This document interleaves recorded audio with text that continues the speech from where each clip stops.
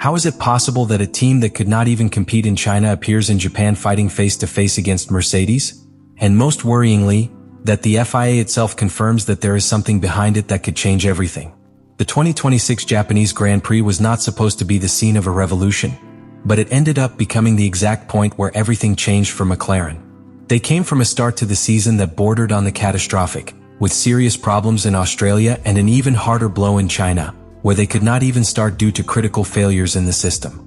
In that context, no one, not even within the paddock itself, expected the Papaya team to appear in Suzuka with a performance capable of directly bothering Mercedes.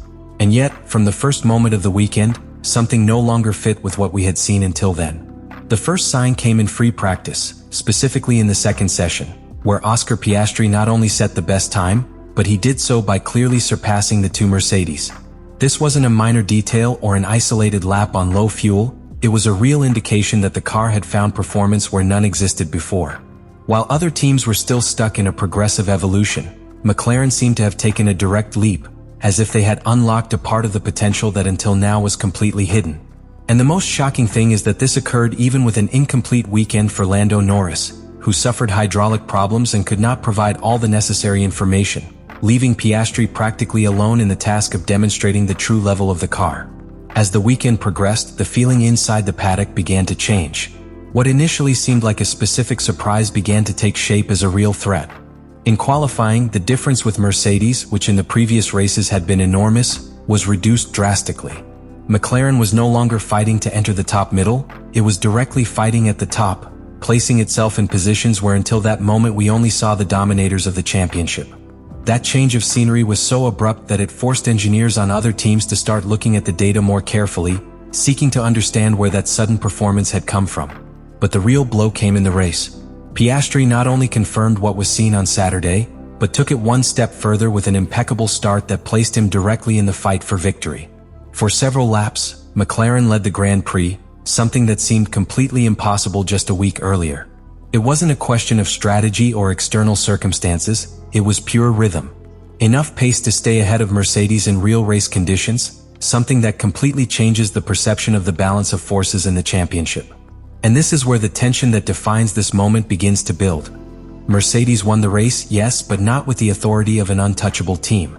They won by having to fight, by having to manage the situation, and, above all, by having to watch how a rival who came from nowhere was able to stand in front of them without complexes.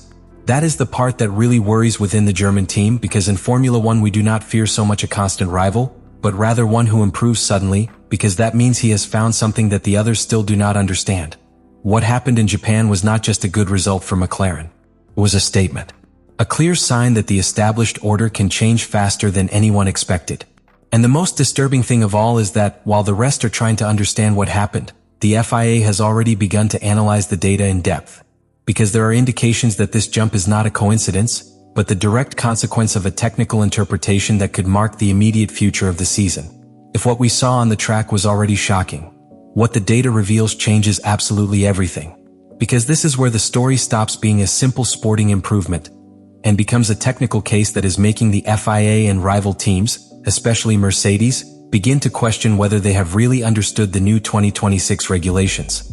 The key point of everything revolves around a concept that until now had gone unnoticed by many, but which in Japan became evident: energy management under the phenomenon known as superclipping. This element is not a minor detail, it is one of the bases of the new regulations, and it completely redefines how cars generate, store and use electrical energy throughout the lap. While most teams interpreted it as a limitation, a kind of inevitable compromise between top speed and energy recovery, McLaren seems to have found a way to turn it into a direct advantage. What the FIA has detected when analyzing the telemetry after the Grand Prix is that the MCL40 is operating in an extremely optimized window of the system. Instead of suffering the typical speed losses at the end of the straight, as a result of energy recovery, McLaren has managed to balance this process in a way that minimizes the negative impact and maximizes the benefit in other areas of the circuit. That is, they sacrifice less than expected on the straight and recover more than they should, which allows them to have a much more consistent power delivery throughout the lap. This completely changes the rules of the game, because in modern Formula One the key is not just how much power you have, but when and how you use it. And this is where McLaren has struck the blow. They have achieved a car that does not depend solely on pure speed, but on the total efficiency of the hybrid system. At circuits like Suzuka, where transitions between fast corners and straights are constant, this type of advantage is multiplied, allowing for much more competitive overall performance without needing to be the fastest in each individual sector. But there is another factor that further aggravates the concern at Mercedes. This type of improvement is not something that can be copied overnight. We are not talking about a visible aerodynamic update or a specific configuration change. We are talking about a philosophy of using the hybrid system, a deep understanding of the regulation and how to exploit its limits. And that requires time, simulation, development, and above all, having understood it before others. For this reason, within the paddock there is no longer talk about whether McLaren has improved, but rather about how much more margin they have. Because if this performance is just the beginning of a development curve, then Mercedes could face a rival that has not only come close, but could surpass them in certain conditions. And that's something that wasn't in anyone's plans. The FIA, for its part, has not found any irregularity, and that's what makes everything even more disturbing. Because it means that McLaren has not cheated, it has simply interpreted better than anyone else a regulation that is still being deciphered by the rest. And now the big question is no longer what McLaren has done, but how long it will take for the rest to catch up, or if directly it is already too late. And this is where everything takes on a much bigger dimension, because what started as a surprise in Japan is now shaping up to be a possible turning point in the entire season. McLaren has not only shown that it can get closer to Mercedes, it has left a much more dangerous feeling, that it better understands the present, and perhaps the immediate future of Formula One. Because if we analyze what happened coldly, Mercedes won the race, yes, but McLaren won something much more important, the development narrative. In a championship where every tenth costs millions and months of work, cutting such a big difference suddenly is not normal. And when that happens historically in Formula One, there is usually a clear consequence. The team that makes that leap does not stop there. It continues to evolve on that basis that has already been proven correct. Within Mercedes, although publicly the discourse remains calm, the reality is that Japan has generated internal doubts. Because now they know that it is not enough to follow their own line of development, they need to understand exactly what McLaren has done. And that's the real problem.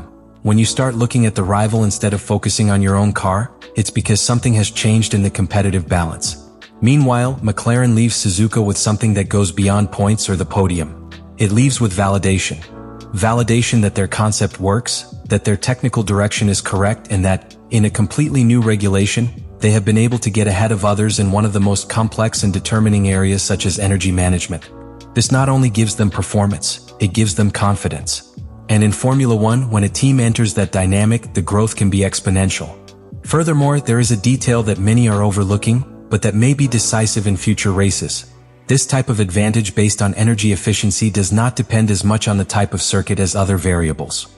It's not like an aerodynamic upgrade that works better on specific tracks. This is a global concept, something that can be moved and adapted to different conditions, meaning that what was seen in Japan could be repeated, or even amplified. And this is where the most interesting scenario of all opens up. If McLaren manages to maintain this line of development and Mercedes fails to respond in time, we could be facing a real change in the championship hierarchy.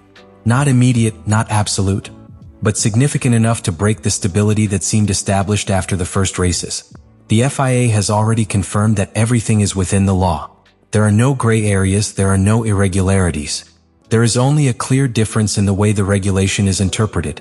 And that, in this sport, is what separates the good teams from those that mark an era. Right now, Formula One is entering a completely new phase, one where it is no longer just about who has the fastest car, but about who has best understood the rules of the game. And the big question that remains in the air is inevitable. Are we seeing the beginning of a new era led by McLaren, or just the first warning of something much bigger that is to come? And in the end, it all comes down to an idea that in Formula One changes absolutely everything.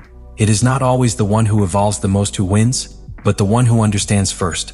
What McLaren has shown in Japan is not simply a step forward, it is a demonstration of understanding.